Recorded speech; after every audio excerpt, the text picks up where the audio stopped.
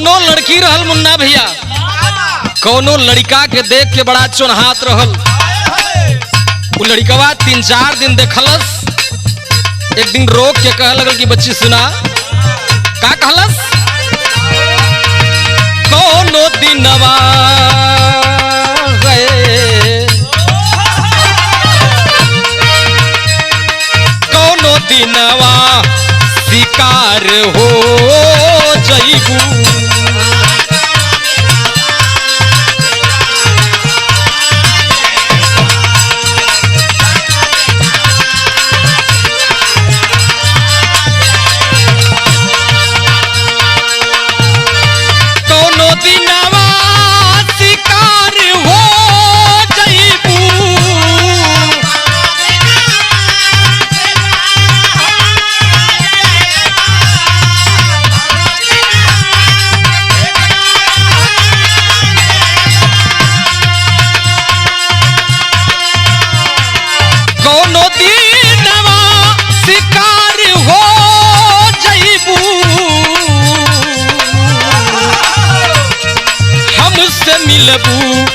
हमार हो जइबू, हमसे मिलबू हमारी।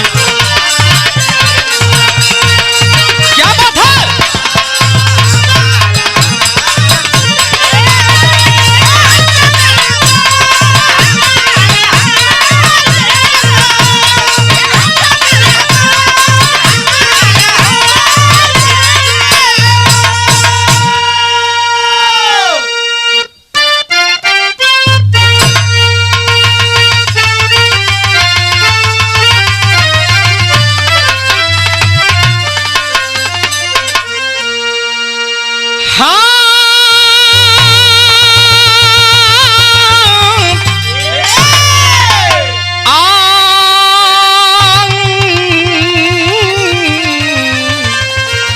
सवरिया भोले बाबा जोगिया हो राम।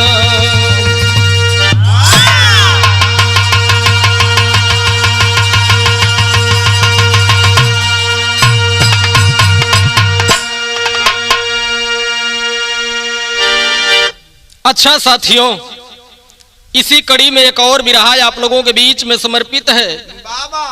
बड़ी अनोखी बिरहा, जौनी बिरहा का शीर्षक बा रिक्शा चालक से मोहब्बत होगी प्यार की जीत। ये प्यार कैसन है, केकर है? आप लोगन का बहुत प्यार दुलार आशीर्वाद है ना चीज के मिलल। आप लोगन का हम ऋणी है, कर्जदार है, पूरा जीवन रहब। आशा बा, उम्मीद बा कि हर बार की तरह यह बार भी आप लोगन के आशीर्वाद हमके मिली। हमारे राधे श्याम गुरु जी के आशीर्वाद से सुरेंद्र कवि जी के कलम का लिखल गीत हमारे बड़का भैया संतोष यादव गजना के देख रेख में रिकॉर्डिंग हो रहल बा। बिरहा के आप लोग सुनब, चैनल के लाइक करब, सब्सक्राइब करब, शेयर भी जरूर करब। ए भैया लोगन आप लोगन कमेंट करके हमहन के कमी के, हमहन के खूबी के बतावेला, अच्छा लगाला। हमहन के अपन कमी हमहन दूर करे के कोशिश करी ला जा। हमरे कवि जी बिरहा में 4 लाइन का भूमिका देते हो मास्टर।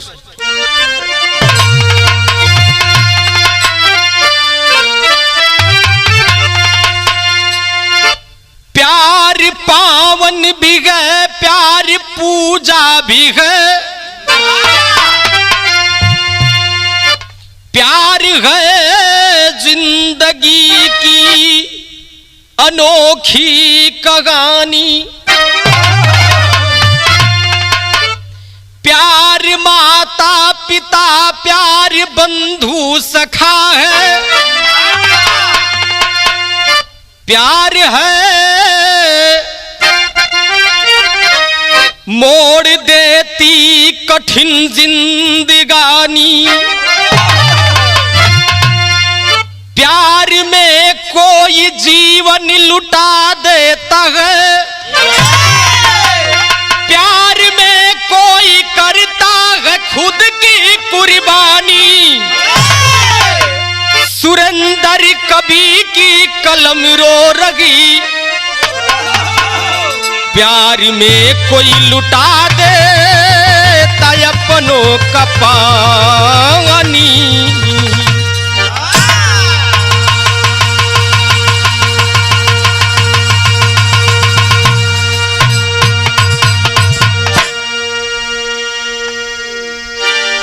सुरेंद्र कवि की कलम रो रही, प्यार में कोई लुटा देता अपनों का पानी। प्यार बहुत अच्छी चीज है, प्यार बहुत खराब चीज भी है। प्यार आज के जमाने में एक भाई अपने बहन से करत हो, एक माई अपने बेटवा से करत हो, लेकिन यही जमाने में एक आशिक मासूका का प्यार जीवन लुटा देवे पर, जीवन खत्म कर देवे पर मजबूर कर देले। प्यार में कोई लुटा देता अपनों का पानी। ए भैया जेकर बेटवा बिटिया घरे से भाग गईलन, कुल खानदान का माई बाबू के पानी डुबा देलन, इज्जत डुबा देलन, मर्यादा ताक पर रख देलन। हमारे कवि जी बिरहा में एक लाइन गजल के अंदाज देते हो मास्टर, कैसे?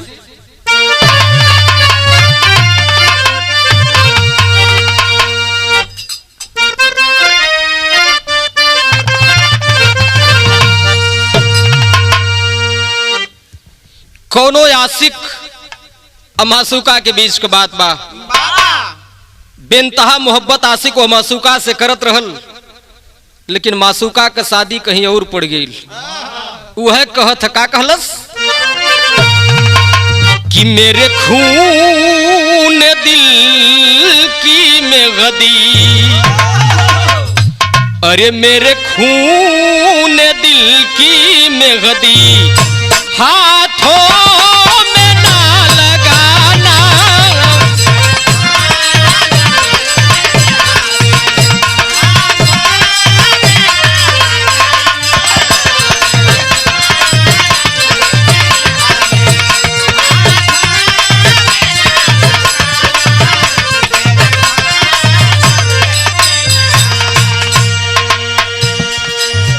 मेरे खून दिल की में गदी, हाथों में ना लगाना, जब निकले मेरा जनाजा, जब निकले मेरा जनाजा, सगनागिया बजाना,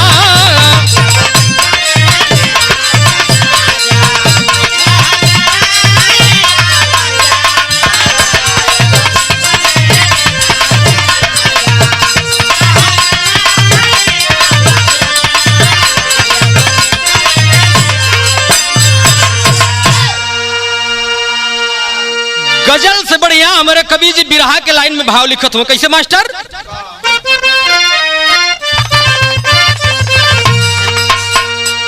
कहलन की होती कभी कभी है, अरे होती कभी कभी है, अनजान से यारी होती,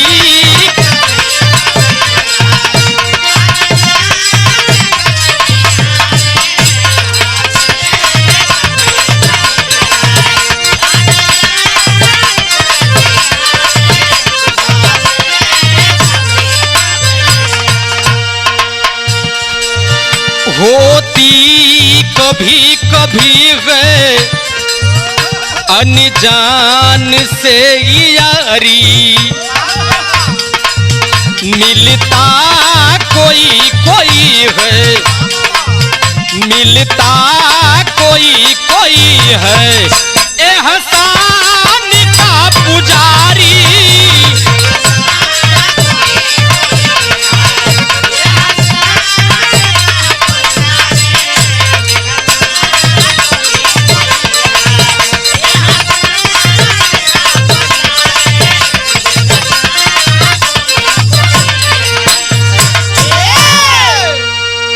होती कभी कभी है अनजान से यारी, अब मिलता कोई कोई है एहसान का पुजारी। जिंदगी में एहसान चुकावे वाला कोई मिलाला। ए भैया हो ई कहानी कहाँ का बा, कहानी के करबा? हमरे कवि जी नजम के लाइन में इशारा करत हो मास्टर।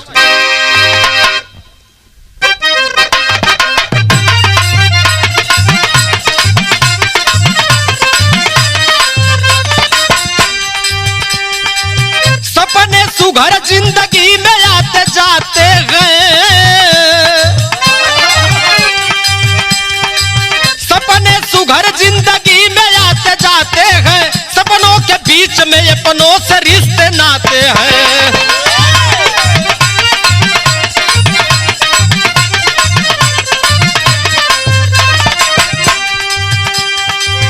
बच्चे सुख करे पिता का होता सपना है, बच्चे सुख करे पिता का होता सपना है, निभाते फर्ज को परिवार ही तो अपना है।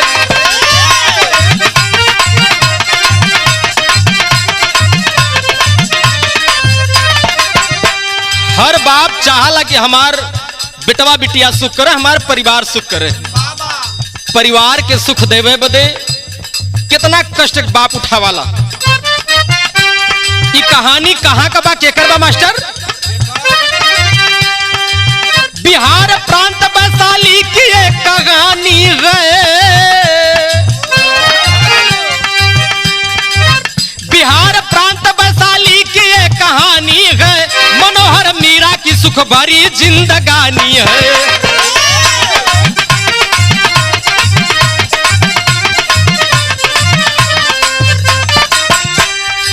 महनार सिटी में परिवार का बसेरा था,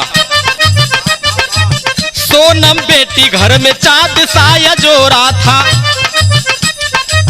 व्यापार कपड़े का पिता का भारी नाम रहा, बनाऊं अफसर बेटी को यही मुकाम रहा। इंटर पास की तो घर में खुशियां छाई है, इंटर पास की तो घर में खुशियां छाई है, पढ़ाई आगे की करने वो पटना आई है।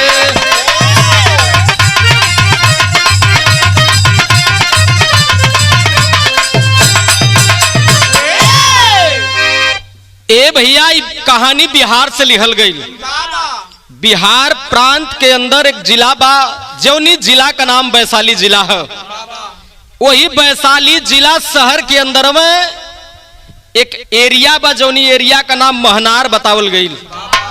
महनार सिटी के अंदर में एरिया है। वही महनार एरिया में मनोहर नाम का सेठ रहत रहलन। मनोहर के पत्नी का नाम मीरा बतावल गई। एक बिटिया बा, परिवार में और कोई नहीं है, एक बेटी है, बड़ी सुंदर बिटिया है भैया हो। घरे में चंद्रमा के फीका कर देती है, इतनी सुघर है। मनोहर सेठ वैशाली जिला में कपड़ा का बहुत बड़ा व्यापारी रहलन, रुपया पैसा का कोनो कमी नहीं रहल। मनोहर सेठ मन में सोचले रहलन कि अपने बिटिया सोनम के ऑफिसर बनाई पढ़ाई लिखाई के। यह बतिया बिटिया सोचत रहल। ए भैया धीरे धीरे बिटिया जब इंटर पास कैलस, अच्छे नंबर से पास कैल, घरे में खुशी बा कि जवन हमन सोचत रहली हमन का सपना शायद साकार हो जाई। इंटर पास कैले के बाद बिटिया का एडमिशन मनोहर सेठ करवा दिल पटना में। बिटिया जौनी समय पटना में पढ़े बदे आइल तो मास्टर भयल का बिरहा में तर्ज लगत हियो।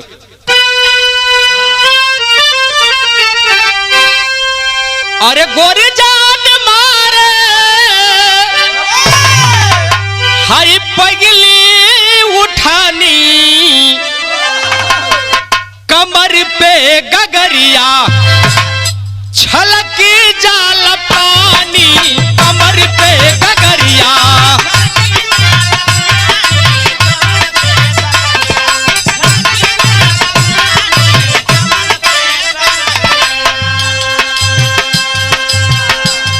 ए भैया हो जौनी समय सोनम बिटिया पढ़े बदे पटना में आइल तो भैल का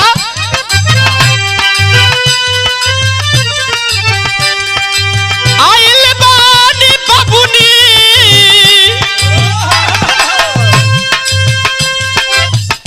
आइल बानी बाबुनी करे हो पढ़ाई,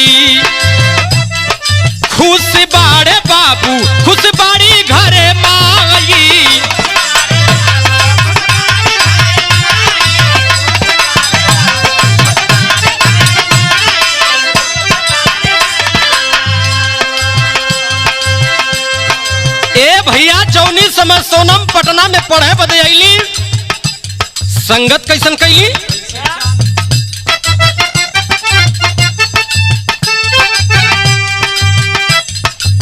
संगत खराब सोनम कॉलेज में कैली,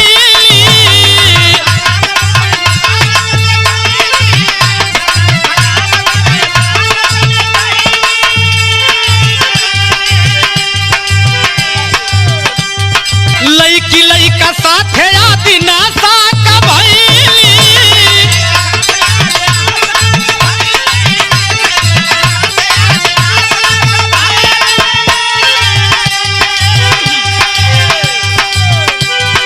पिया रोज दारू, पिया रोज दारू खूब कालब में जाई, पिया रोज दारू खूब कालब में जाई, रोव सुन के बाबू दुखी हो गई माई, रोव सुन के बाबू दुखी भइली माई।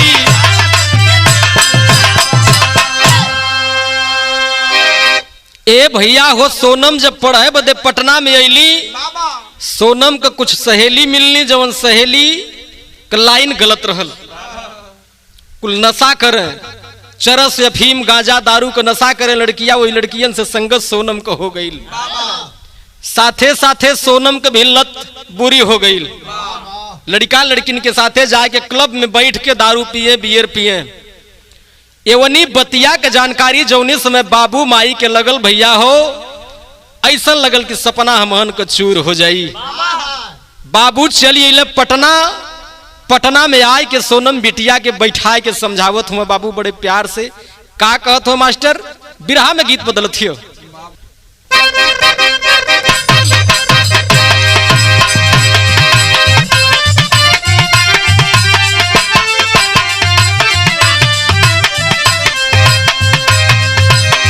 बहादुर भैया कौनो दुल्हन का नया नया गौना भयल रहल, मर्दा तनी शर्माए, हमेशा गोरुवरिये में रहे। एक दिन दुल्हनिया मौका पा गेल, धैलस कलाई वही बरदवानी में, का कहलस? ननदो लकड़ी बीने गईली, सास गोबर पाथे,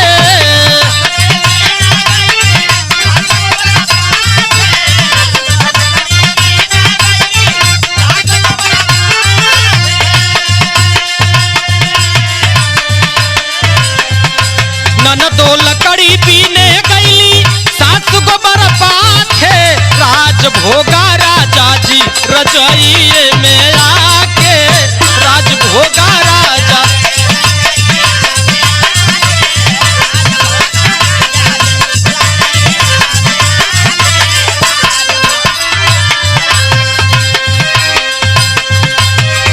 ई त बिरहा में गीत रहल, आप लोगन के मनोरंजन बदे, आप लोगन के आनंद बदे, कहानी के मत भूलैया। ए भैया जौनी समय मनोहर से ठायल हुआ बिटिया के बैठाए के समझावत हुआ, का कहत हुआ? कहले मनोहर बेटी का राजन नदानी,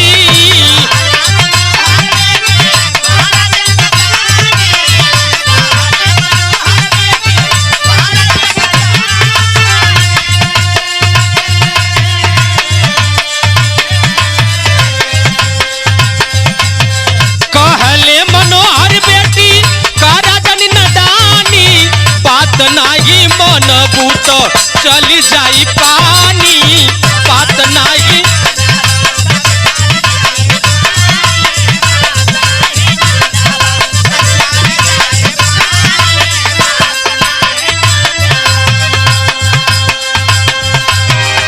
एक बात मनोहर से ठौर कहत हुआ, हमगन के जिंदगी कतो गई सहारा,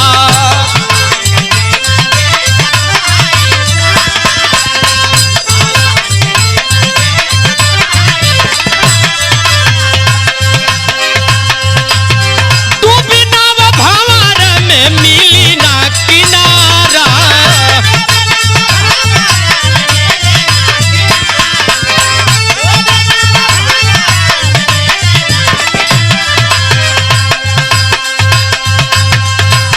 मनोहर सेठ कहत हो कि बिटिया हमहन बदे चाहे बेटवा चाहे बिटिया कुल तो ही हो।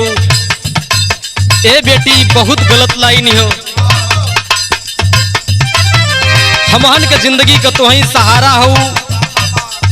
तोहरे ऊपर बड़ा सपना हमन सजौले रहली। कर तैयारी जम के सच कहतानी।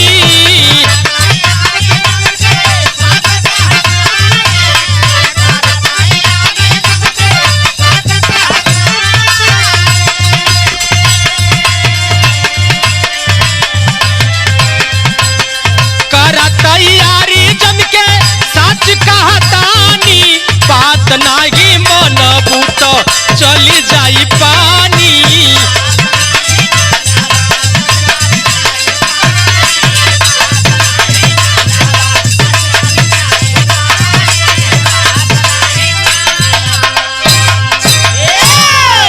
ए भैया हो मनोहर सेठ आयल होन बिटिया के समझावत हो रच रच के कि बेटी जौने दिन जिंदगी भंवर में फंस जाई तो के किनारा समझ में नहीं आई। ए बतिया के आज समझ ला हमहन के एक औलाद तू हो।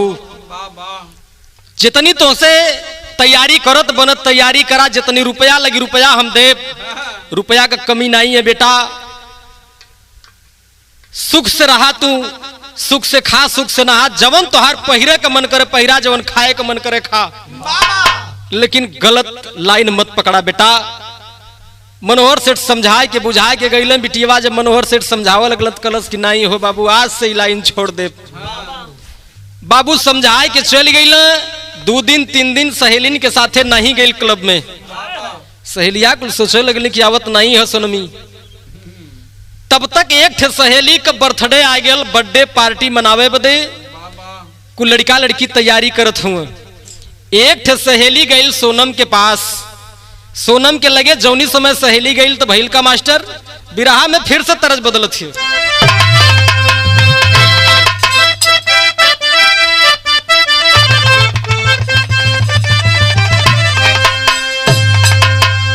बड़ी लहरेदार तरज हो। कौनो दुल्हन अपने दुल्हा से फोन करके बतियावत है। वह कहत है का कहत है? डूबी मर बोए राजा। अरे डूबी मर बोए राजा। जईबा जब पूर्व के देशमा।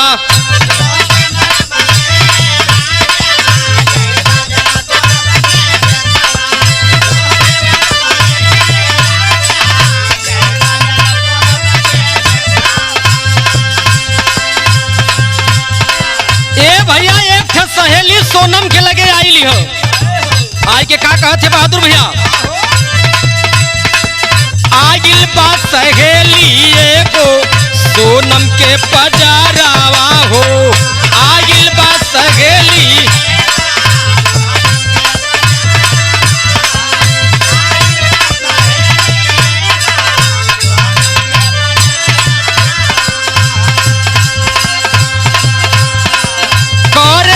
चिकारी खूब मारी के नजरवा हो।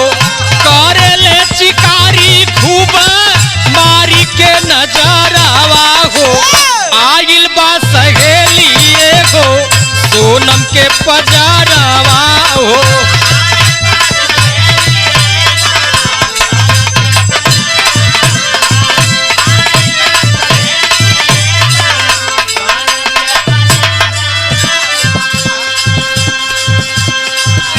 एगो सहेली आयल सोनम के लगे चिकारी करे लगल, मजाक करे लगल सोनम से। कहलस की सहेली का बर्थडे पार्टी है, चला तू आजा, खाली चल चला, फिर कबो मत जइहा। सोनम बार बार मना करते कि नहीं अब हम नहीं जाई। बाबू हमके मना कैले, अपन क्रिया धरा के गई हूँ। लेकिन भरमावत भरमावत सहेलिया सोनम के भरमा ले हलस। सोनम कहली कि ठीक है आज खाली चलब, ओकरे बाद कबो नहीं जाई। जन्मदिन मनावे गईली सहेलिन के साथे।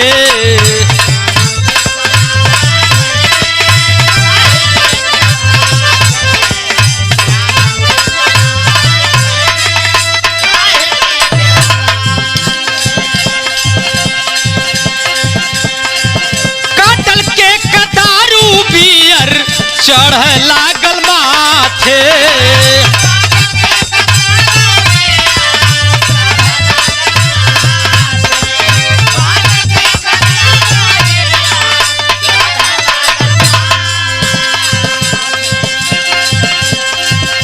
ए भैया हो सोनम जन्मदिन मनावे बदे गई है वही क्लब में फिर से केक कटले के बाद दारू पिए वाला दारू पियत हुआ, बियर पिए वाला बियर पियत हुआ। तनिका तनी में मात्र एक पैक लेला सोनम।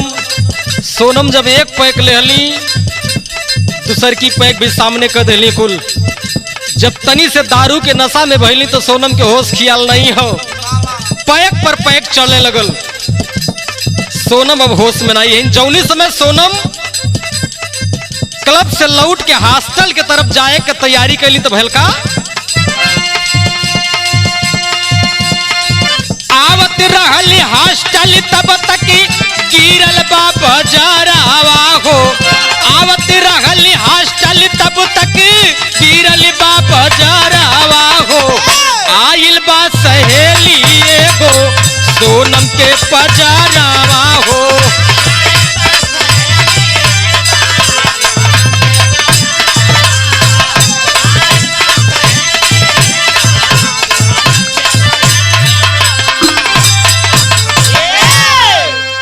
ए बाबू जन्मदिन मनौले के बाद धीरे धीरे घड़ी रात का 12 बजावे लगल। 12 साढ़े 12 बजत बा। जौनी समय क्लब से बहरे लोग निकलल, कोनो ऑटो कोनो रिक्शा नहीं मिलल। क्लब से मात्र 500 मीटर के दूरी पर हॉस्टल रहल। सोचली कि पैदल चल चलब कितना दूरी बटले बा।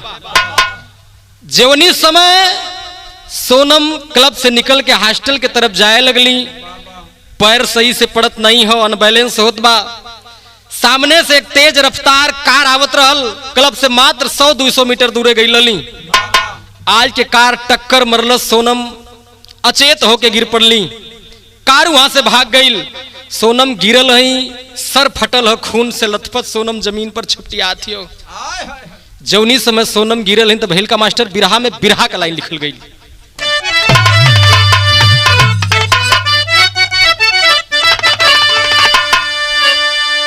खुशहाली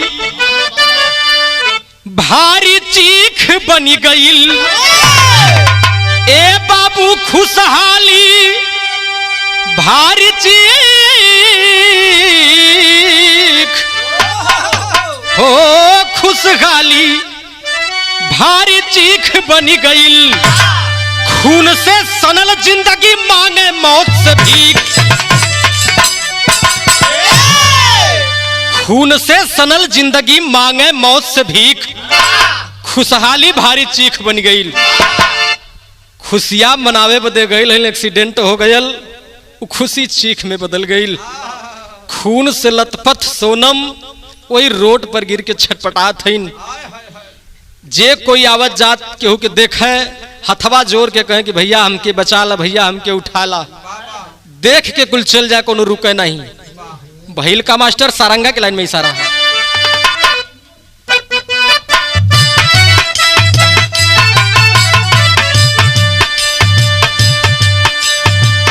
गिरल बुनिया रगली लथपथ जमीनिया रगली। लथपथ जमीनिया रगली होख नहीं केहू मदद गार जी। ए भैया जमीन पर गिरल छपटियात है सोनम। कोई रुकत नहीं है बचावे बदे सोनम की। तब तक रिक्शा चलावत रगल संजीव आवत रगल। संजीव आवत रहल देखल केहू गिरल बाला जार जी। वही रस्तवा से रिक्शा चलावत संजीव जात हुवन। देखल कि सड़क के किनारे कोई गिर के लाचार छपटियात हो। थोड़ी से आगे संजीव गइलन, सोचल कि जायदा अब नजदीके जाप कुछ हो जाई, पुलिस आई हम ही के उल्टे फंसा दे। संजीव आगे बढ़ गिलन, लेकिन संजीव का मन ना मानल।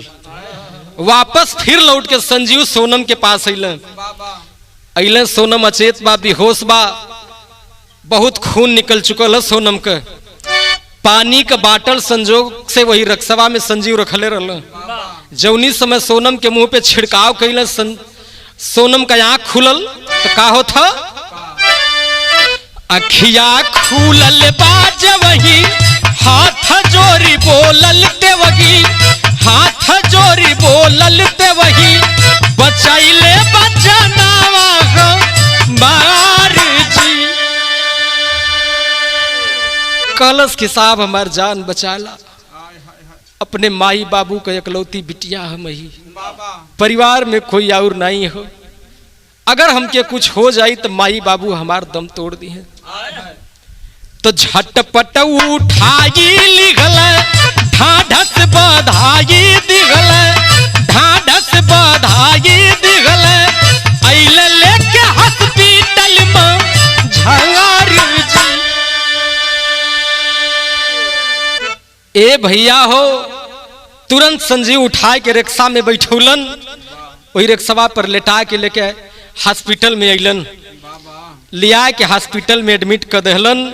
एक रिक्शा चलावे वाले का कवन औकात, संजीव के पास कुछ रहल नहीं, जवन दिन भरे का कमाई रहल उहे रहल संजीव के पास। संजीव सोनम का बैगवा सथमा लेके गई, बैग खोलना देखल सोनम के बैग में कुछ रुपया रहल, वही रुपया से एडमिट कैलन। सोनम का मोबाइल टूट गई, डिस्प्ले काम नहीं करत रहल।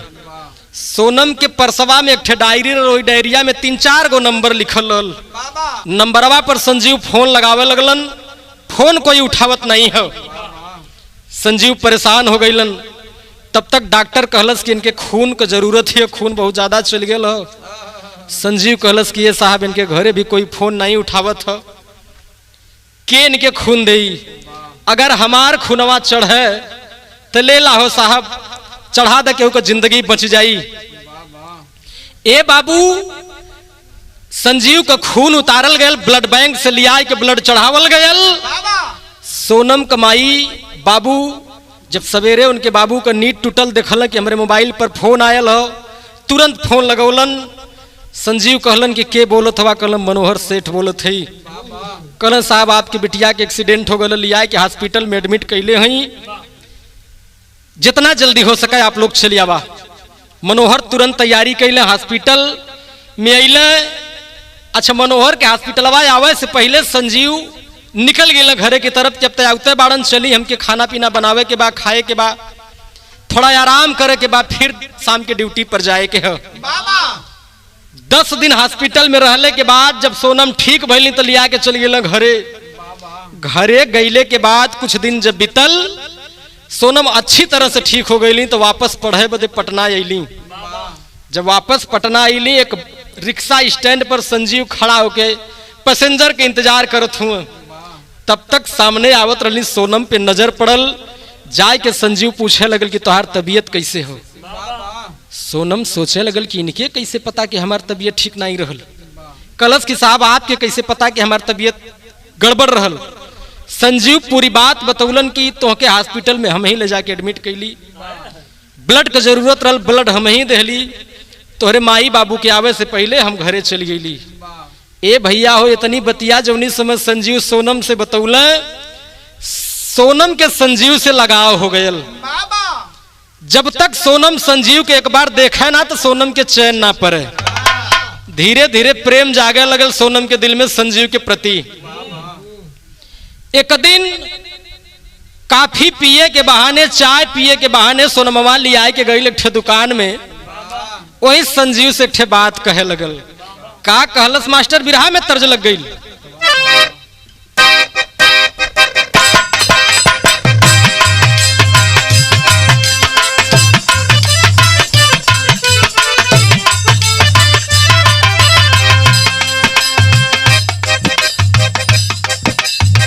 जनती जे करबू गोरी प्यार में टीटी माहो,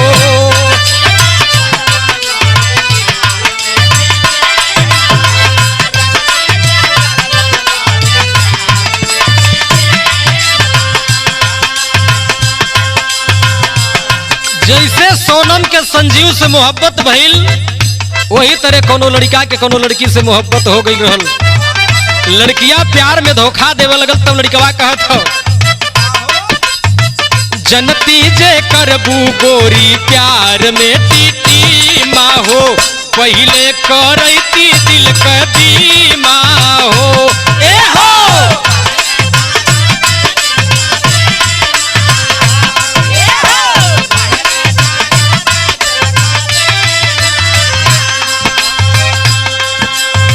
ए भैया हो, चहिया पियत पियत सोनम संजीव का हथवा पकड़ लेलस। संजीव का कलैया पकड़ के एक बात सोनम कहथियो, कहे लगल सोनम एक दिन संजीव से बतिया हो,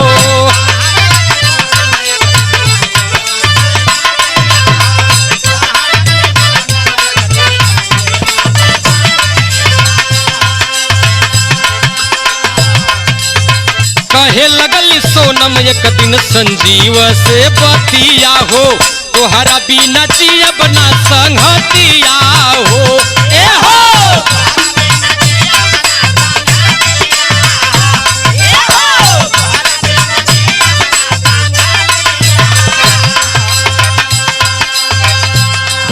ए भैया, सोनम कह लगल संजीव से कि हमके तोसे मोहब्बत हो गई है, हम तोसे प्यार करीला।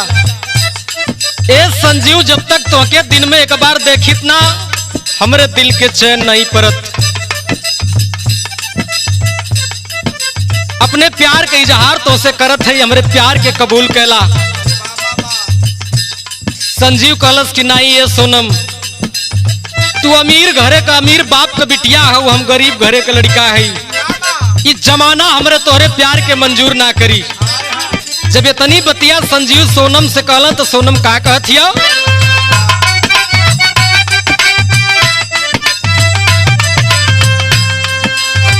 तो हई मन कमीत बनवा मांगी कसन गुरावा, मन बन बात जाके खा ले महुरावा।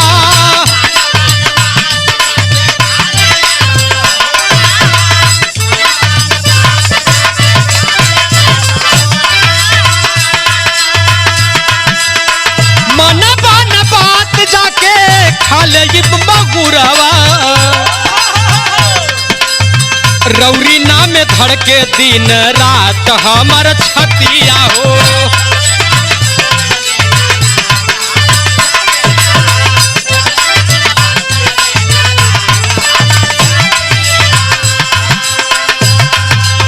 रौरी नाम धड़के दिन रात हमर छतिया हो, तोहरा बिना जियब ना संगतिया हो।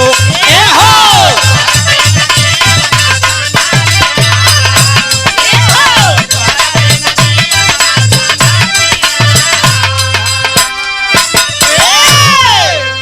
ए भैया, संजीव कह लगल कि सोनम तू अमीर बाप का बिटिया हो, हम गरीब घरे के लड़का हैं, इस जमाना हमरे तोहरे प्यार के मंजूर नहीं करी, तू अपन काम करा, हमके अपन काम करे दा। ये सोनम, तू जाने लू रात भर रिक्शा चलाईला, दिन में खाना पीना बनाए के जाके क्लास करीला, क्लास कैले के बाद आईला तो 2 घंटा 3 घंटा सुतीला, फिर हम रिक्शा चलाईला। ये सोनम, जैसे तू पढ़त हो न वैसे हमहू पढ़त है। सोनममा कहलस कि हम ठान ले हई, हमार मीत बनबा तो तोहही बनबा, हमरे मांगी के सिंगार सेनूर बनबा तो तोहही बनबा। ए संजीव, हमरे बतिया के नाम मनबा न हो, जहर खाए के अपन जिंदगी खत्म कर दे। संजीव कहलस कि ठीक है ये सोनम, जब नाम मनबू तोरे प्यार के मंजूर हम करब, लेकिन एक ठे शर्त हो, ये दारू पिए का आदत अपन छोड़ दा, वो लड़किन का संगत छोड़ दा। अगर हमके चाहत हो तो दारू छोड़े के पड़ी, वो सहेलिन के छोड़े के पड़ी, तब तो हम तुमसे प्यार करब। सोनममा कहलस कि तोहके बदे दुनिया छोड़े के पड़ी तो हम तैयार है छोड़े बदे। जब केहू के केहू से पहली बार प्यार होला न, कुल अच्छाइये नजर आवे ले, कुछ दिना बीतले के बाद न नखरा सब दिखावाला। ए भैया सोनमवा संजीव के बतिया के अपने टोके गठिया लेहलस। सोनमवा खाली दुइया चीज पर ध्यान न देवे लगल, एक ठे संजीव पर, दूसर की वही पढ़ाई पर। जम के सोनम पढ़ाई कैलस, टॉप कह गई सोनम। जब सोनम टॉप कह गई तो इनकम टैक्स ऑफिसर बन गई। इनकम टैक्स ऑफिसर का नौकरी जब उन्नीस समय सोनम पौलस मास्टर तो बिरहा में गीत लगत हियो।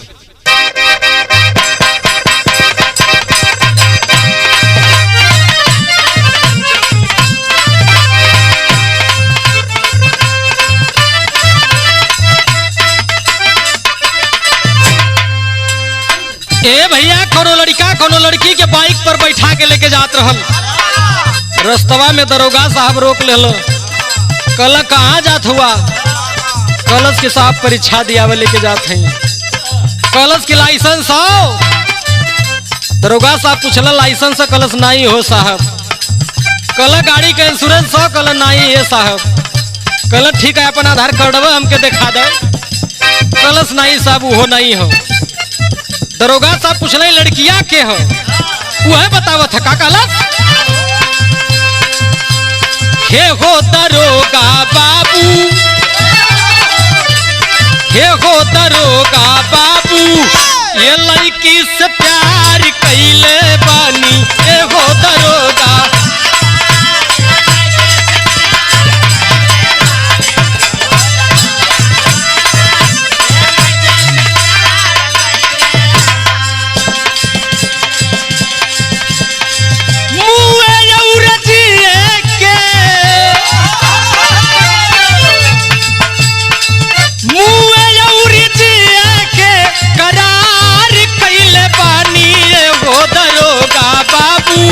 ये लड़की से प्यार कैले बानी।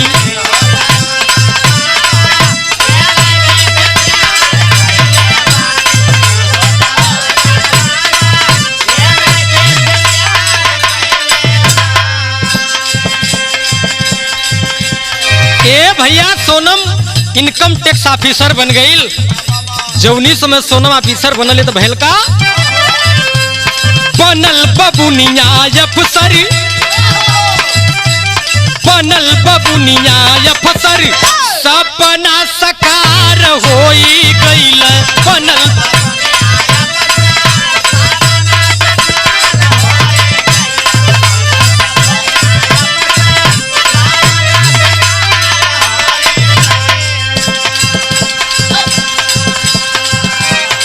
सोचल माई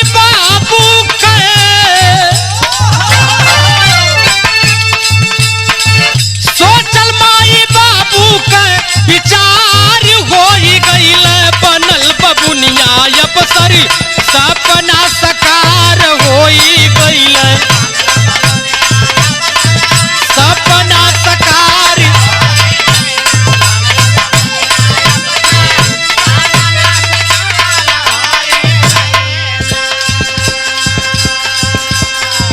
ए भैया माई बाबू सब खुशी हो।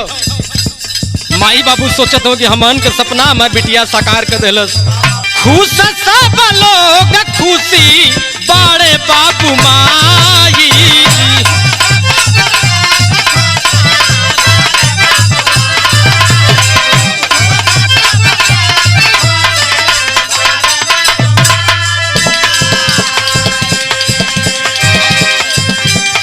सोचले मनोहर कदी बेटी का सगाई।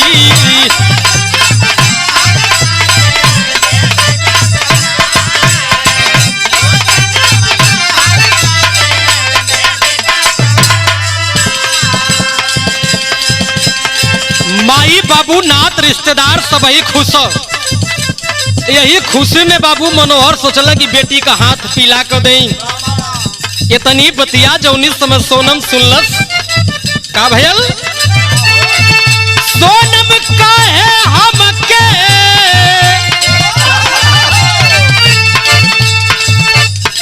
सोनम काहे हमके केहू से प्यार होई गइल।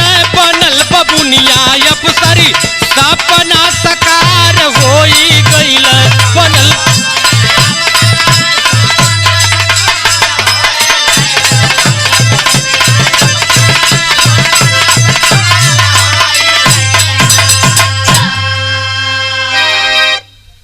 ए भैया हो, बाबू सोचल कि यही खुशी में एक खुशी और कर दई, रुपया पैसा का कमी रहबे नहीं कईल, सोचल बढ़िया घर बर देख के बिटिया कहाँ पीला कर दी, बेटी के ब्याह कर दी।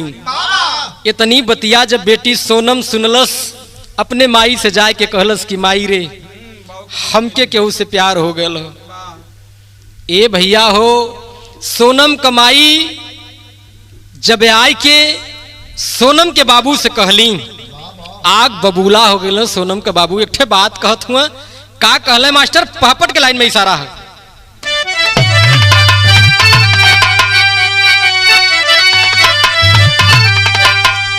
बाबू बोलाए के सोनम के सामने एक ठे बात कहत हुआ, अरे सुन के बतिया फाटल छतिया मारल तो घरी मतिया बा, रिक्शा चालक बनी जमाई ओकर कायो कतिया बा।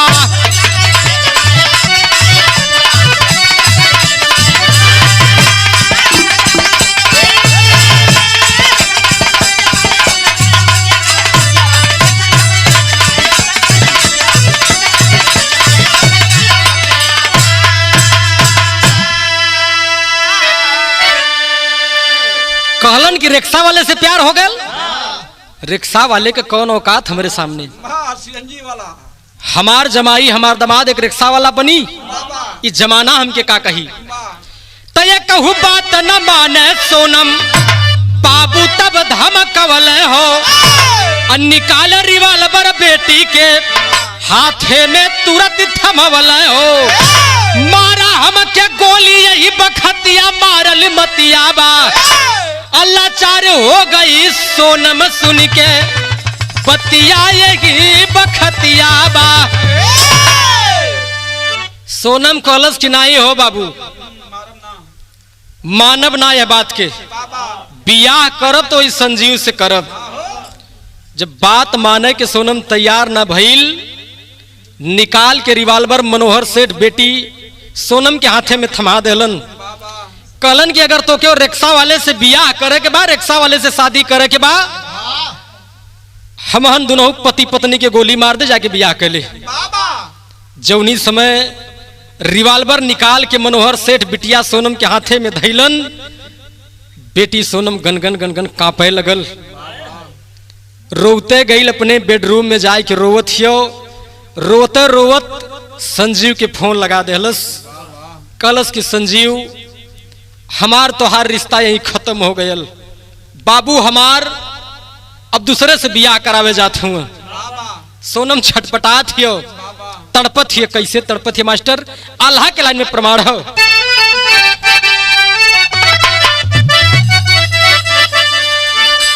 अरे तड़पैली बगरे जैसे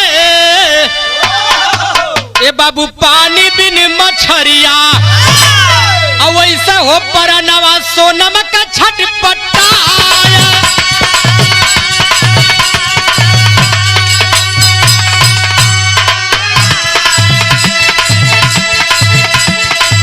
फोनवा लगा के सारी बतिया बतावली,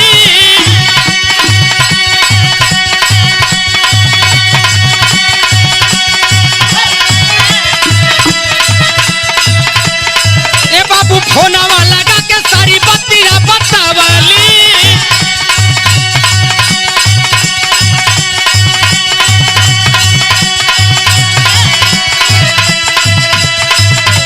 संजीव के पैर से जमीन हटल पाया,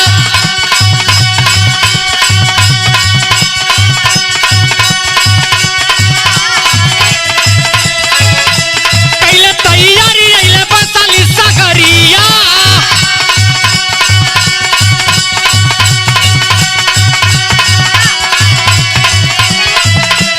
ए भैया कैले तैयारी अइले बसाली सगरिया।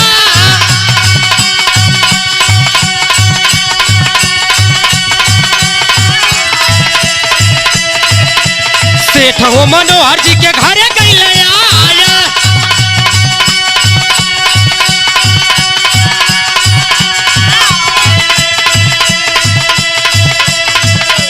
कहले कि एक बेरी आई जा समानावा।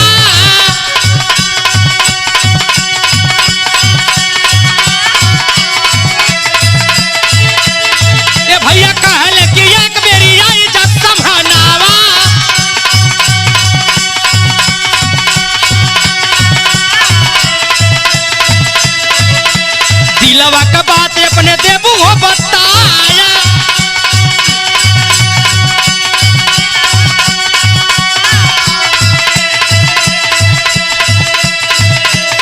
ए भैया जौनी समय सोनम फोन करके संजीव से बतौलस, संजीव को बेहोशी का हालत हो गई, कुछ अच्छा नहीं लगत हो। तुरंत तैयारी कैले संजीव आज गए वैशाली जिला मनोहर सेठ के घरे। जौनी समय आय के मनोहर सेठ के अंगना में खड़ा भइल, कहे लगल कि सोनम के बुलावा, हमसे कुछ बात करे के बा। मनोहर सेठ के समझे में देरी नहीं लगल, समझ गए कि वह कसबा वाला है। मनोहर सेठ डांट के कहलन कि दरवाजे से हट जाओ, निकल करके चले जाओ यहां से। संजीव कहलस कि बाबू एक बार खाली सोनम के बुला दा, मात्र एक सवाल सोनम से कह ले, अगर सोनम कह दी है कि हमसे प्यार ना करेली, हमके ना पहचान ली, तो यहां से हम चल जा। सोनम अली, संजीव कहे लगल कि का सोनम तोके हमसे मोहब्बत हो कि ना, हमके पहचाने लू कि ना। सोनम पहचाने से इनकार कर देलस, कहलस कि हम ना जानत है तू के होगा। यह बतिया कह के सोनम फिर वापस अंदर चल गई। संजीव कहे लगल कि हम तो से पहलवा न कहले रहली कि जमाना हमार तोहार प्यार मंजूर ना करी, बतिया के मनलू नहीं। आज जब हम तोहरे बिना जी ना पाई, हमके आदत लग गई तोहार, आज हमके पहचाने से इनकार करत हियो। ए भैया हो संजीव हटत नहीं, यह कुल बतिया कहत बात। तब तक मनोहर सेठ का कइले,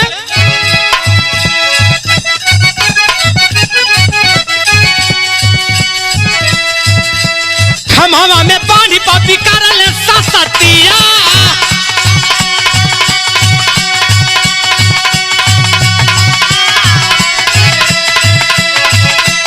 ए भैया खमावा में पानी पापी करले ससतिया।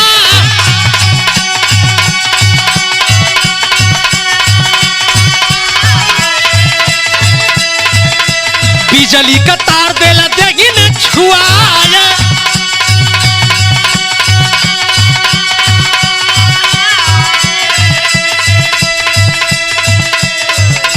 सुनी के रुदन वाला भयल बनाया नावा,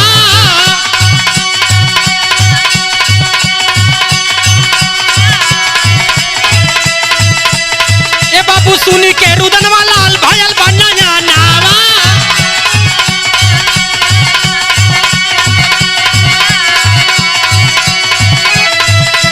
छतवा के ऊपर से सोनम कैली आया,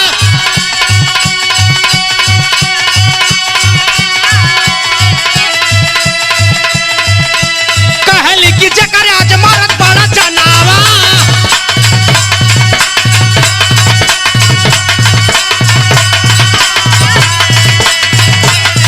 अरे कहली कि जकर आज मारत बड़ा जनावा।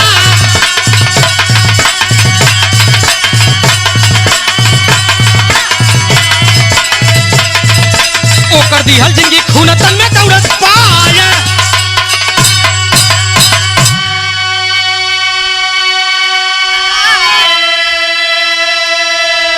कहली कि अरे मंगिया का हमारे सिंगार है बनी है, आई जा समानवा दे गोलियां चलाए बाबू।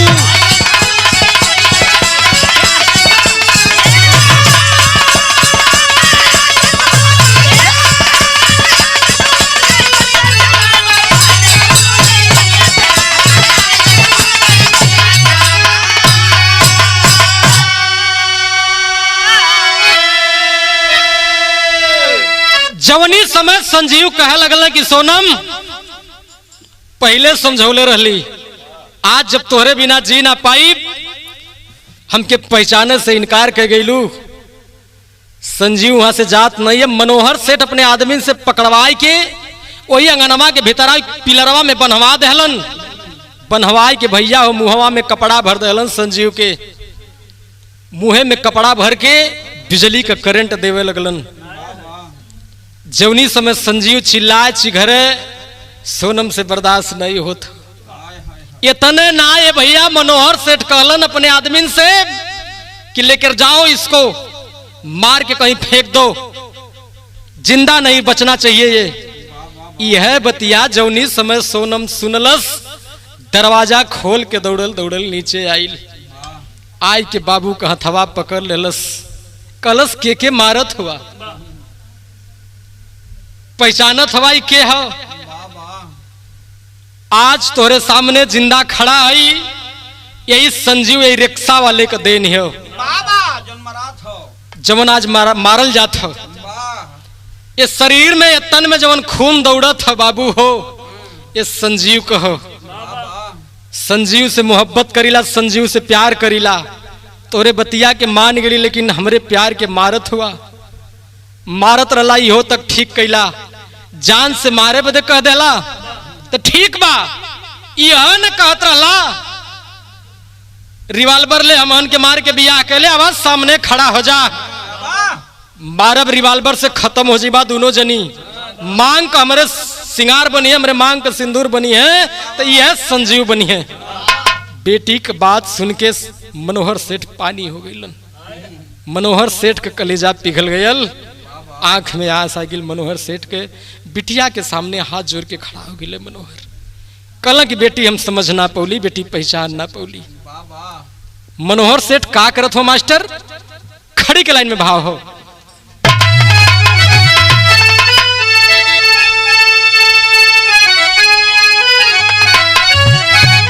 और फिर से एक बारी खिलल सुमन चमकली बात चेहरा, सोनम बनली दुल्ही संजीव के बनली बसहारा।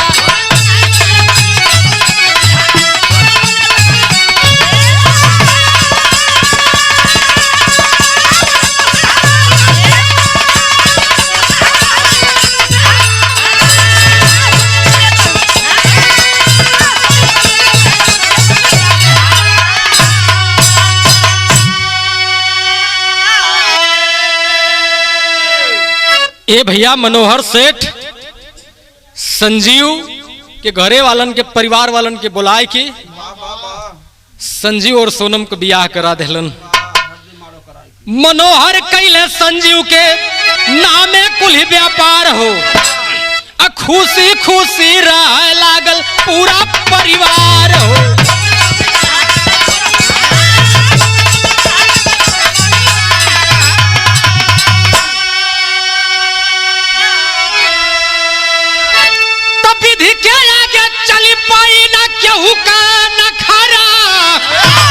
सोनम बनली दुल्ही संजीव के बनली बसहारा।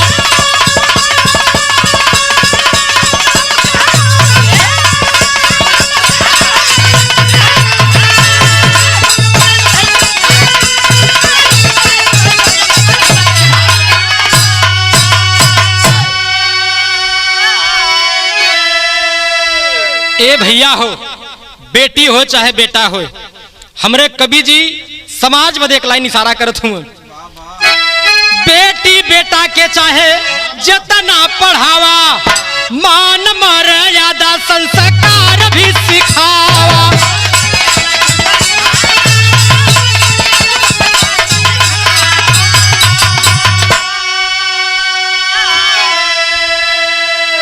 प्यार के ऊपर लगी पाई ना कवनो पहरा, सोनम बनली दुल्ही संजीव के बनली बसहारा।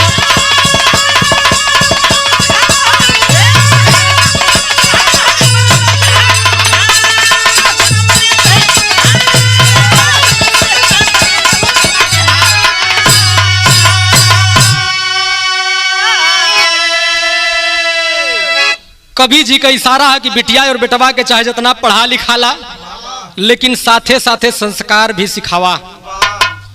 प्यार पर आज से ना कौनो जमाना से केहू को पहरा लग नहीं पौलस। आखिरी लाइन में इशारा है मास्टर,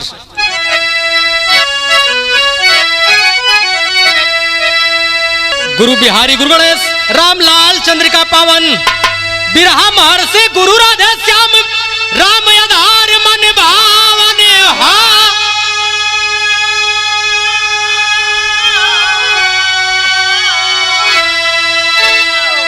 खुशहाली भारी चीख बनी गईल, सुनील कवि सुरेंद्र देला सबके सीख। खुशहाली भारी